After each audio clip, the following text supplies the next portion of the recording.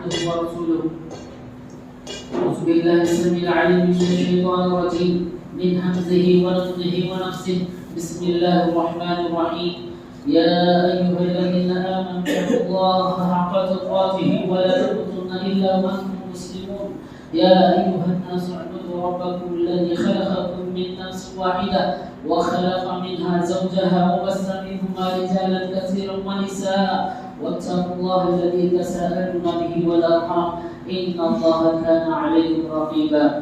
يا أيها الذين آمنوا اتقوا الله وقولوا قولا سديدا يصلح لكم أعمالكم ويغفر لكم ذنوبكم ومن يطع الله ورسوله فقد فاز فوزا عظيما. أما بعد فإن خير الحديث كتاب الله وخير الهدي هدي محمد صلى الله عليه وسلم وشر الأمور محدثاتها وكل محدثة بدعة وكل بدعة ضلالة وكل ضلالة في النار. أعوذ بالله من الشيطان الرجيم. بسم الله الرحمن الرحيم. في بيوت أذن الله أن ترفع ويذكر فيها اسمه يسبح له فيها بالغدو والآصال.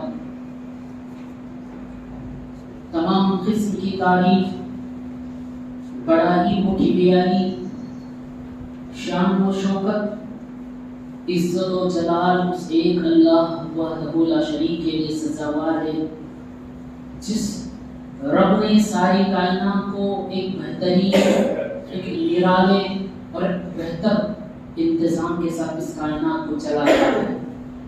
درود و سلام ہو تمام انبیاء و رسول پر، خصوصی طور سے آخری نبی اس امت کے محمد صلی اللہ علیہ وسلم پر، جنہوں نے اللہ کی تمام امانتوں کو، ہدایات کو، ارشادات کو، فرامین کو، احکامات کو اللہ کے بندہ تک پوری امانت داری کے ساتھ پہنچایا۔ برادران اسلام، اللہ کا بے حد شکر ہے، اس کا انعام ہے کہ اللہ رب العالمین نے ہم تمام انسانیت کو اس کی عبادت کی مقصد سے اللہ نے ہماری تخلیق کی۔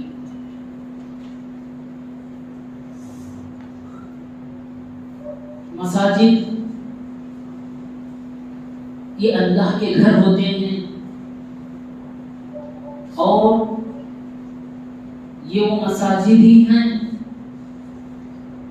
جہاں اسلامی معاشرت کی تشکیل پاتی ہے۔ علم دین کی نشر و اشاعت اسی مساجد سے ہوتی ہے، اور علم دین کی اشاعت کا ایک بہترین انتظام انہی مساجد میں ہوتے ہیں، اور اصلاح معاشرہ کا بھی سب سے بڑا اہم فریضہ بھی انہی مساجد سے ہوا کرتے ہیں۔ یہ مساجد یہ اللہ کے گھر ہونے کے ساتھ یہ انسان کی عبادتیں، ریاضتیں، ذکر و اذکار ایک پاک ماحول میں ان مساجد کے اندر انجام پائی جاتی ہیں۔ لہذا مساجد کی کتاب و سنت کے اندر بڑی اہمیت، فضیلت بیان کی گئی ہے۔ ابتدا میں نے آپ کے سامنے جو آیت کریمہ پیش کی، جس کے اندر اللہ رب العالمین ارشاد فرماتا ہے فی بیوت اذن اللہ ان ترفع ویذکر فیہا اسمہ، کہ یہی وہ گھر ہیں اللہ کے جنہیں اللہ نے اپنے ذکر کو بلند کرنے کا حکم دیا، اور اس کے اندر تسبیح اور اللہ کا نام لیا جاتا، اور لوگ اللہ کے نیک بندے ذکر کرتے ہیں صبح و شام۔ محترم سامعین، یہ مساجد یہ اللہ کا گھر ہے، اور اس گھر کے اندر قسم کا نور پایا جاتا ہے۔ اللہ سورہ جن کے اندر ارشاد فرماتا ہے وَأَنَّ الْمَسَاجِدَ لِلَّهِ فَلَا تَدْعُوا مَعَ اللَّهِ أَحَدًا، یقیناً یہ مساجد اللہ ہی کے لیے ہیں، لہذا تم ان مساجد کے اندر اللہ کے علاوہ کسی اور کی عبادت نہ کرو، نہ کسی کو پکارو۔ اور یہ مساجد جو ہیں یہ ایمان والے آنے کی جگہیں ہوتی ہیں، اور یاد رکھیں جس محلے کے اندر مساجد ہو وہاں لوگوں کی آبادی ہونی چاہیے۔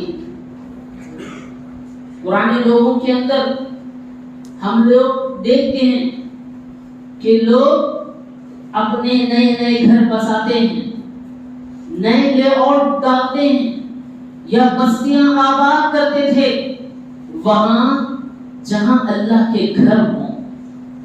مساجد کو دیکھ کر لوگ آس پاس میں گھر خریدا کرتے تھے، کیوں؟ اس کی ایک وجہ یہ ہے کہ جس محلے میں، جس بستی میں مساجد ہوں وہاں اللہ کی نعمتیں، اللہ کی برکتیں، خاص فرشتوں کے نزول کا مقام ہوا کرتا ہے۔ اور جس محلے میں، جس گھروں کے اندر آپ مساجد ہو وہاں اللہ کی کامیابی کی جانب، اللہ کی طرف پکارے جانے کی جو آوازیں ہیں، جسے ہم مؤذن کی آواز دن میں 5 وقت جو کانوں میں پڑتی ہے، اس کان میں آواز پڑنے کی برکت لوگوں کے دلوں کے اندر موجود تھی۔ لیکن افسوس کی بات ہے آج کے معاشرے کے اندر لوگ آذان کی آواز کو اپنے لیے ڈسٹرب کا ایک میوزک بنا لیا ہے۔ لوگ کہتے ہیں مسجد کے قریب اگر گھر ہو تو 5 وقت نماز ادا کرنا پڑے گا۔ اس پریشانی سے لوگ، بعض مسلمان گھر مساجد سے دور خریدتے ہیں، دور لیتے ہیں، کہیں ہم لوگوں کو نماز پڑھنا نہ پڑے، فجر کی نماز کے لیے اٹھنا نہ پڑے، ہمارے نیندوں کے اندر خلل نہ ہو۔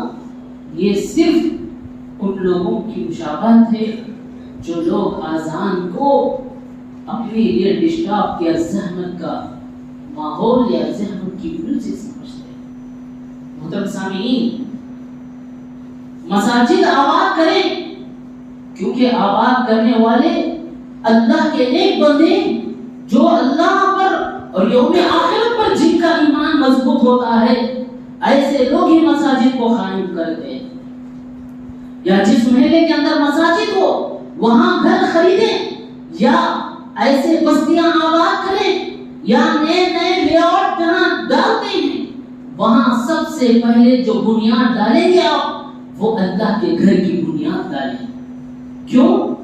کیونکہ آپ صلی اللہ علیہ وسلم کو جب مکہ سے مدینہ کا ہجرت کا حکم ملا تو آپ صلی اللہ علیہ وسلم مکہ سے مدینہ جب ہجرت کی تو سب سے پہلے آپ صلی اللہ علیہ وسلم نے وہاں پر مسجد کی بنیاد رکھی، سب سے پہلے مسجد کی بنیاد رکھی، اس کے بعد آپ صلی اللہ علیہ وسلم نے گھر بنائے، صحابہ رضوان اللہ اجمعین نے بھی گھر تعمیر کیے۔ آپ صلی اللہ علیہ وسلم کی اس عمل سے پتہ یہ چلتا ہے کہ جس جگہ ہم پہلی مرتبہ جائیں یا جہاں بستیاں آباد کریں، سب سے پہلے اللہ کا گھر آباد کریں۔ جس محلے میں اللہ کے گھر ہوں، جس بستی کے اندر اللہ کے گھر ہوں، وہاں اللہ کی خاص رحمت ہوتی ہے، وہاں خاص اللہ رب العالمین کی نعمتیں ہوتی ہیں، برکات ہوتی ہیں، کمالات ہوتی ہیں۔ محترم سامعین، یاد رکھیں مساجد سے تعلق رکھنا، مساجد سے ہمارا رشتہ جڑنا یہ کوئی معمولی بات نہیں ہے۔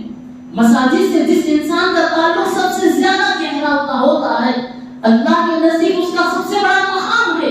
رسول اللہ صلی اللہ علیہ وسلم کی حدیث ہے، بخاری مسلم کی روایت ہے، آپ صلی اللہ علیہ وسلم فرماتے ہیں سبعۃ یظلھم اللہ فی ظلہ یوم لا ظل الا ظلہ۔ قیامت کے دن محشر کے میدان میں جب کہ سورج بالکل سر کے قریب ہوگا، دھوپ کی شدت ہوگی، بہت زیادہ گرمی ہوگی، ایسی شدت کی گرمی اور سخت دھوپ کے اندر لوگ سائے کو تلاش کریں گے، لیکن سایہ کسی کو نصیب نہیں ہوگا، لیکن ایک سایہ ہوگا، وہ اللہ کے عرش کے سایہ، وہ ہر ایک کو نصیب نہیں ہوگا۔ 7 قسم کے خوش نصیب اشخاص ایسے ہوں گے جنہیں اللہ تعالیٰ نے اپنے عرش کا سایہ نصیب کرے گا۔ آپ صلی اللہ علیہ وسلم فرماتے ہیں 7 یظلهم اللہ فی ظلہ، کہ 7 قسم کے اشخاص ہوں گے جنہیں اللہ کے عرش کے سائے کے نیچے جگہ نصیب ہوگی۔ وہ کون لوگ ہوں گے؟ 7 قسموں کو اللہ کے نبی نے گنایا، اس کے اندر ایک خوش نصیب شخص ایسا ہوگا۔ آپ صلی اللہ علیہ وسلم نے فرمایا وَرَجُلٌ قَلْبُهُ مُعَلَّقٌ بِالْمَسَاجِدِ، ایسا خوش نصیب شخص ہوگا جو اللہ کے عرش کے سائے نیچے جگہ سے نصیب ہوگی۔ وہ ہوگا ایسا شخص جس کا دل مسجد سے ہمیشہ لٹکا ہوا ہوگا۔ محترم سامعین، مسجد سے دل لٹکنا اس کا مطلب کیا ہے؟ اس کا مطلب یہ ہے کہ مساجد میں آنا ذکر و اذکار کے لیے، تلاوت قرآن مجید کے لیے اور نمازوں کی عبادت، نمازوں کو پڑھنے اور عبادت بجا لانے کے لیے۔ جب کوئی بندہ ہمہ وقت مسجد آیا کرتا ہے گویا اس کا دل مسجد سے لٹکا ہوا ہوتا ہے۔ نماز ادا کرتا ہے ظہر کی تو اس کو نماز عصر کی فکر ہونی چاہیے۔ جب نماز عصر ادا کرتا ہے مغرب کی، مغرب ادا کرتا ہے تو عشاء کی، عشاء ادا کرتا ہے تو فجر کی، اسے فکر اتنی ہونی ہے وہ بار بار مسجد کی طرف آئے اور 5 وقت نماز ادا کرے۔ ایسے خوش نصیب شخص کے لیے قیامت کے دن اللہ رب العالمین اپنے عرش کے سائے کے نیچے جگہ نصیب کرے گا۔ سبحان اللہ، کتنی بڑی اہمیت ہے مساجد سے انسان کا تعلق، مساجد سے انسان کا رشتہ مضبوط کیسا ہوتا ہے۔ مطلب سامعین، اللہ کے گھروں کے اندر قسم کا نور ہوتا ہے، اور یاد رکھیں اللہ کے رسول صلی اللہ علیہ وسلم جب کبھی بھی سفر میں جایا کرتے، صحابہ رضوان اللہ اجمعین جب کبھی بھی جگہوں کے لیے سفر کیا کرتے، واپس اپنے گاؤں کو، بستیوں کو جب صحابہ رضوان اللہ اجمعین لوٹتے تو آپ صلی اللہ علیہ وسلم گھروں کو جانے سے پہلے صحابہ رضوان اللہ اجمعین کو تاکید کر دے کہ پہلے مسجد جاؤ، 2 رکعت نماز ادا کرو، پھر جاؤ اپنے گھروں۔ آپ صلی اللہ علیہ وسلم بھی ایسے ہی کرتے، جب کبھی بھی سفر سے لوٹتے تو سب سے پہلے 2 رکعت مسجد جا کے نماز ادا کرتے، پھر اللہ کے رسول صلی اللہ علیہ وسلم گھر کی طرف رخ کرتے۔ اتنی اہمیت ہے مساجد سے تعلق۔ اور یاد رکھیں اللہ رب العالمین ان گھروں کے اندر ایک قسم کا نور رکھا ہے، وہ نور ہر بندے کو نصیب نہیں ہوتا، اس کے خاص چنندہ بندے ہوتے ہیں جو مساجد کو آباد کرتے ہیں، مساجد کے اندر آ کے عبادتیں، مساجد میں آ کے نمازیں ادا کرتے ہیں، تلاوت قرآن مجید، ذکر و اذکار ان کی صبح و شام مساجد کے اندر ہوتی ہے۔ تو ایسے شخصوں کے چہروں پر نور اور ان کے دلوں کے اندر ایک قسم کا نور ہوتا ہے، وہ ہر کسی کے نور نہیں ہوتا۔ یاد رکھیے نور ہر قسم کے انسان پر نور نہیں ہوتا، ایک خاص اللہ کے وہ نیک بندے جنہیں نور نصیب ہوتا ہے، وہ نور آپ کو مساجد میں ادا ہوتا ہے، نور مساجد میں آپ کو ملتا ہے۔ نور صرف مسجد کا نام رکھنے سے نور حاصل نہیں ہوتا، امام کے سب سے آخری رکعت میں آنے سے نور حاصل نہیں ہوتا، لیکن مساجد کو پابندی کے ساتھ آیا کریں، مساجد کو پابندی سے آیا کریں۔ جس طریقے سے ہم لوگ اپنے ڈیوٹی کو بالکل ٹائم کے ساتھ جاتے ہیں، کالجز اور اسکول کو بالکل وقت پر پابندی کے ساتھ ہم لوگ ادا کرتے ہیں، ایسے نمازوں کی پابندی بھی ادا کریں، چاہے جہاں کہیں ہو نمازیں ادا کریں۔ نمازوں کی بڑی اہمیت ہے، مساجد میں بھی ادا کریں۔ یاد رکھیں، اور اللہ رب العالمین قرآن مجید میں فرماتا ہے انما یعمر مساجد اللہ من آمن باللہ والیوم الآخر، اللہ کے وہ نیک بندے ہیں جو اللہ پر ایمان رکھتے ہیں اور یوم آخرت قیامت پر جن کا ایمان ہوتا ہے، ایسے لوگ ہی مساجد کو آباد کرتے ہیں۔ مساجد کو سنوارنے سے نور حاصل نہیں ہوتا، ویسے ہی مساجد کو صرف بنانے سے ہی نور حاصل نہیں ہوتا، بلکہ مساجد کو بنانے کے ساتھ ساتھ مسجد سے ہمارا رشتہ مضبوط ہو، یہاں ہمارا تعلق اللہ سے جڑا ہوا ہوتا ہے۔ محترم سامعین یاد رکھیں، اللہ کے رسول صلی اللہ علیہ وسلم فرماتے ہیں، صحیح روایت ہے، احب البلاد الى اللہ مساجدها وابغض البلاد الى اللہ اسواقها۔ اللہ کے رسول صلی اللہ علیہ وسلم فرماتے ہیں، مسلم کی روایت ہے، کہ اس روئے زمین پر سب سے زیادہ جو خطہ، جو جگہ اور پلیس سب سے زیادہ اللہ کو پسندیدہ وہ اللہ کا گھر ہے، یعنی مساجد ہے، جو اللہ کو سب سے زیادہ پسند ہے، اور سب سے ناپسندیدہ جو جگہ ہوئے زمین پر وہ ہے بازار ہے، جہاں ہمارا وقت سب سے زیادہ گزرتا ہے۔ ہم مساجد کو جو سب سے زیادہ محبوب اللہ کے نزدیک ہے، یہاں ہمارا وقت بالکل کم گزرتا ہے، اور بازاروں کے اندر ہمارا وقت بالکل زیادہ گزرتا ہے۔ ہونا تو چاہیے یہ تھا کہ ہم زیادہ سے زیادہ اپنا وقت مساجد کو دیں، یہ اللہ کے گھر کو دیں، یہاں ہمارا رشتہ مساجد کے ساتھ گہرا ہو، ہم اللہ سے جڑ کر رہے، جب جا کر ہم لوگوں کو ان کی تمام قسم کی برکات اور تمام قسم کی ثمرات اللہ رب العالمین ہمیں نصیب کرے گا۔ محترم سامعین، رسول اللہ صلی اللہ علیہ وسلم مساجد سے صرف نمازوں کی ادائیگی کا حکم ہی نہیں دیتے، بلکہ آپ صلی اللہ علیہ وسلم کے زمانے میں جب کبھی صحابہ رضوان اللہ اجمعین کے درمیان جھگڑے ہوتے، ان جھگڑوں کی صلح آپ مساجد سے کیا کرتے تھے۔ جب کبھی بھی کوئی صحابہ رضوان اللہ اجمعین کے درمیان اشکالات ہوتے تو آپ صلی اللہ علیہ وسلم مساجد میں بیٹھ کر صحابہ رضوان اللہ اجمعین کے اشکالات کا ازالہ، ان کے شبہات کا ازالہ کیا کرتے تھے۔ گویا آپ صلی اللہ علیہ وسلم مسجد کو ایک قسم کا عدالت بھی بنائے تھے، یہ بالکل فتوے کا سنٹر بھی آپ صلی اللہ علیہ وسلم نے مسجد کو بنایا تھا، اور آپ صلی اللہ علیہ وسلم نے مسجد کو قید خانہ بھی بنایا تھا بطور ضرورت۔ جب ایک صحابی کو جب گرفتار کیا گیا، جو بھی اسلام نہیں لے کر آئے تھے، ان کو گرفتار کیا گیا، مسجد نبوی کے ایک ستون سے باندھ دیا گیا تھا۔ گویا آپ صلی اللہ علیہ وسلم نے مسجد کو قید خانہ بھی بنایا، اور یہاں تک کہ صحابہ رضوان اللہ اجمعین کو تعلیم دینے کے لیے مسجد نبوی کو ہی وہاں پر مدرسہ بھی بنایا آپ صلی اللہ علیہ وسلم نے۔ گویا مساجد کی اتنی اہمیت ہے کہ مساجد کو صرف نمازوں کے حد تک ہی رشتہ مت جوڑیے، یہاں پر مساجد کے اندر پوری طریقے سے آپ تعلیم حاصل کریں، سیکھیں، یہاں سے کچھ علم لیں اور دوسروں تک بھی پہنچائیں۔ مساجد صرف نمازوں کے حد تک نہیں ہونا چاہیے، اور مساجد کی اتنی بڑی اہمیت اور فضیلت بیان کی گئی ہے کہ جو بندہ مسجد کی طرف چل کر آتا ہے، رب العالمین اس کے گناہوں کو بخش دیتے ہیں، اس کے درجات کو بلند کر دیتے ہیں، اور اس کے گناہ جھڑ جاتے ہیں۔ یہ اتنی بڑی فضیلت بیان کی گئی ہے، اور آپ صلی اللہ علیہ وسلم فرماتے ہیں، ترمذی کی روایت ہے، علامہ البانی رحمہ اللہ نے اس حدیث کو صحیح قرار دیا۔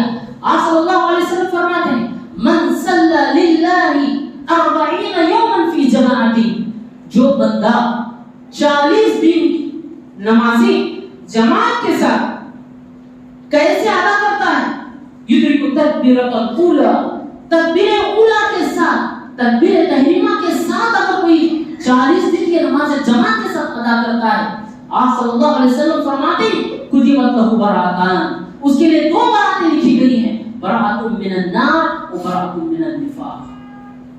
کتنی بڑی اہمیت بتائی گئی اس حدیث میں، سبحان اللہ۔ کوئی بندہ اگر 40 دن کی نمازیں جماعت کے ساتھ، اور شرط یہ ہے کہ تکبیر تحریمہ کے ساتھ کوئی ادا کرتا ہے، تو اللہ رب العالمین اس کے لیے 2 براتیں لکھتا ہے، کتبت لہ براءتان، براءۃ من النار و براءۃ من النفاق۔ ایک تو جہنم سے اسے اللہ رب العالمین چھٹکارا دیتا ہے، اور دوسری طرف نفاق سے جو سب سے بڑی بیماری اور برائی ہے، اس سے اللہ رب العالمین اسے بچا دیتا ہے۔ سبحان اللہ، کتنی بڑی اہمیت بتائی گئی ہے جو با جماعت 40 دن کی نمازیں تکبیر تحریمہ کے ساتھ ادا کرتا ہے۔ محترم سامعین، مساجد سے ہمارا رشتہ بڑا گہرا ہونا چاہیے۔ یہ مساجد جہاں ہم آتے ہیں پاک صاف ہو کر، پاک لباس میں وضو بنا کر، اچھے طور سے اپنے جسم اور روح کو پاک کرتے ہوئے اس مساجد کے اندر آئیں۔ جب کبھی بھی مساجد کے اندر دیکھیں گندگی اٹھا کر دیکھیں، اس کا بھی ثواب اللہ रब्बुल आलमीन आपको लिखता है। यहाँ मस्जिद में पाकी सफाई करने वाला खादिम या मस्जिद की ही ड्यूटी नहीं है कि मस्जिद से पूरी पाकी सफाई करे, आपकी भी जिम्मेदारी बनती है कि आपकी मसाजिद हैं, ये अल्लाह के घर हैं, ये पाकीज़ा मकामात हैं। यहाँ जब कभी भी आए तो यहाँ आने के बाद गंदगी अगर देखें, कचरा अगर देखें तो उसे उठाएं और उठाकर बाहर फेंकें। ये सिर्फ खादिमी का ही काम नहीं है। और याद रखें, मसाजिद से पाकी सफाई करना और मसाजिद से गंदगी को बाहर उठाकर फेंकना ये मामूली अहमियत नहीं है। इसकी सबसे बड़ी अहमियत और फजीलत हदीस के अंदर आई है। एक हबशी औरत, काली कलोटी औरत थी। उस माशरे में उस हबशी औरत की कोई वैल्यू, कोई इज्जत नहीं है लोगों में। देखिए यहाँ पर एक हबशी औरत थी जो मस्जिद नबवी की पाकी सफाई किया करती थी। जब आप सल्लल्लाहु अलैहि वसल्लम एक मर्तबा मस्जिद के अंदर आए, देखा कि ये हबशी औरत जो काली कलोटी थी और वो पाकी सफाई किया करने वाली औरत नजर नहीं आ रही। सहाबा से पूछा, वो कहाँ है वो औरत जो मस्जिद की पाकी सफाई किया करती थी? सहाबा ने कहा, अल्लाह के नबी, उसका इंतकाल हो गया, वो मर चुकी है। अल्लाह के नबी सल्लल्लाहु अलैहि वसल्लम परेशान हो गए। सहाबा से कहा, मुझे फौरी तौर पर उसकी खबर बताइए। आप सल्लल्लाहु अलैहि वसल्लम उस औरत की खबर पर गए, जहां पर जाकर नमाज अदा की और वहां अल्लाह के नबी सल्लल्लाहु अलैहि वसल्लम उसके लिए मग़फ़िरत की दुआ की। सुभान अल्लाह। एक काली कलोटी औरत, एक हबशी औरत जिसकी वैल्यू लोगों के पास कुछ नहीं है, लेकिन अल्लाह के पास उसका कितना मकाम है और नबी सल्लल्लाहु अलैहि वसल्लम ने उसके लिए मग़फ़िरत की दुआ कर दी। इससे बढ़कर और सवाब का काम क्या हो सकता है जिसके लिए नबी की मग़फ़िरत, नबी की दुआएं उस औरत के लिए। आखिर में अपनी बात खत्म करते हुए एक हदीस बयान करूंगा। अल्लाह के रसूल सल्लल्लाहु अलैहि वसल्लम फरमाते हैं, मन बना लिल्लाहि मस्जिदन बना अल्लाहु लहु बैतन फिल जन्नह। जो शख्स नियत को खालिस करते अल्लाह के घर बनाने में 1 रुपया भी कौड़ी अगर खर्च करता है, अल्लाह का वादा है कि क़यामत के दिन अल्लाह रब्बुल आलमीन उसके लिए जन्नत के अंदर महल तामीर करेंगे। सुभान अल्लाह। हम कितने पैसे ज़ाय करते हैं। हम मसाजिद के लिए भी ताउन करें, मसाजिद के लिए भी पैसे खर्च करें, अपना 1-1 रुपया यहाँ मस्जिद की तामीर में लगाएं, क्योंकि 1 रुपया आपकी निगाह में छोटा होगा, लेकिन अल्लाह की निगाह में वो 1 रुपया जो मस्जिद बनाने के लिए तुम्हारा खर्च होता है, वो 1 रुपया की कीमत अल्लाह के पास बहुत हो सकती है। मन बना लिल्लाहि मस्जिदन बना अल्लाहु लहु बैतन फिल जन्नह। जो शख्स अल्लाह के घर को दुनिया में बनाता है, अल्लाह उसके लिए दुनिया आखिरत के अंदर जन्नत में महल तामीर करता है। अल्लाह से दुआ है रब्बुल आलमीन हम तमाम इंसानों को मसाजिद से रिश्ता जोड़ने की तौफीक नसीब फरमाए, हम लोगों को 5 वक्त नमाजी बनाए, हम लोगों के अमल कबूल फरमाए और हमें नमाजी बनाए। अल्लाह मस्जिदों को आबाद करने वाला बनाए। आमीन। बारकाल्लाहु लना फिल कुरानिल अज़ीम व नफ़अना बिआयातिhi व ज़िक्रिल हकीम। इन्नहु तआला जव्वादुन करीम व रऊफ़ुर रहीम व रब्बुल आलमीन।